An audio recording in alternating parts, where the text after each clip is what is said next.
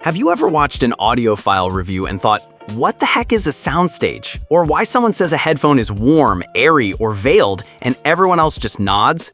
You're not alone. Audiophile language can feel like an entirely different dialect, and most of the time, it's never explained.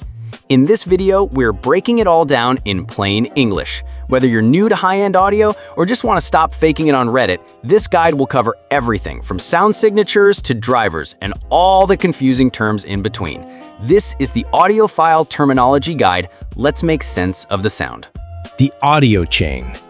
Before we dive into the actual words and phrases, let's understand how sound actually travels. The typical high-end audio chain looks like this: source, DAC, amp, headphones. What does that mean? Source. This is where your music comes from. Spotify, Tidal, CD, vinyl, etc. DAC, also known as digital to analog converter, converts zeros and ones into analog signals your headphones can play. Amp, also known as amplifier, powers your headphones so they can move enough air to create sound. And finally, transducer, also known as headphones or speakers, the device that actually plays the music. Every part of this chain affects what you hear. That's why audiophiles care about cables, DACs, and headphone types. Frequency response terms.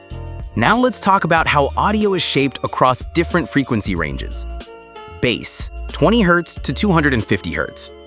Sub-bass, the lowest rumbles. You feel it more than hear it. Think movie explosions or EDM drops. Mid-bass, punchy hits like drums and bass lines. This gives music its body and impact. Bloated bass, overpowering and muddy. It masks detail. Tight bass, controlled, precise, doesn't linger or interfere with mids. Bass bleed, when bass overflows into the mids, making vocals sound muffled. Mids, 250 Hz to 4 kHz. Forward mids, vocals and instruments feel close and present. Recessed mids, vocals sound pushed back, can be relaxing or boring depending on preference. Shouty, when mids are so forward it feels harsh, especially in the 1 to 3 kHz range. Treble, 4 kHz to 20 kHz. Sparkle, treble that's crisp and lively. Sibilance, harsh S or T sounds, often fatiguing. Rolled off treble, highs fade early, feels smooth but may lack air or detail. Tip, a good headphone balances all three, bass, mids, and treble, depending on its tuning or sound signature. Tonality and sound signatures. Next up, words that describe the overall sound, feel, or color of a headphone. Sound signature. Neutral, balanced across the entire frequency range. No part dominates. Warm, a little extra bass, smoother treble, relaxed and pleasant. Bright, emphasized treble, can sound very detailed or harsh. Dark, treble is recessed, easier on the ears but can feel dull. V-shaped, boosted bass and treble, popular in mainstream tuning, fun, but mids are recessed. U-shaped, like V but more balanced, slightly elevated highs and lows with still present mids. Analytical, hyper-detailed, surgically precise, not always musical. Musical, engaging and smooth, may lose some accuracy but gains emotion. Timbre, how natural instruments sound, a violin should sound like a violin. Good timbre, you forget you're wearing headphones. Bad timbre, instruments sound metallic, plasticky, or artificial. Soundstage and imaging. Soundstage and imaging are what take headphones from good to immersive. Soundstage. Wide soundstage feels like you're in a large hall. Sounds come from left, right, and behind. Narrow soundstage, everything feels in your head. Depth, sounds are layered front to back, not just side to side. Holographic, extremely lifelike, feels like real instruments in a real space. Imaging, pinpoint imaging. You can place every sound, left, right, center, or behind.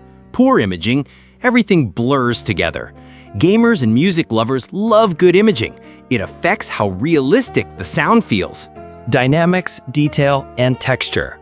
Dynamics, microdynamics, small changes in volume, the breath between notes, finger squeaks on guitar. Macrodynamics, Big swings like a quiet verse exploding into a loud chorus. Detail retrieval. Resolution. How much information the headphone reproduces, every little texture or nuance. Veiled. When detail is hidden or muted. Texture.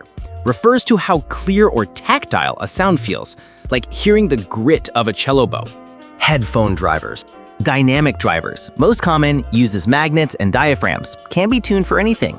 Planar magnetic. Bigger drivers, faster response, loved for detail and bass, common in high-end headphones. Electrostatic, extremely fast and clean, needs special amps, used in flagship models like the Stax SR009. Balanced armature, or IEMs, tiny drivers used in in-ear monitors, great detail, less natural timbre, and less tuned well.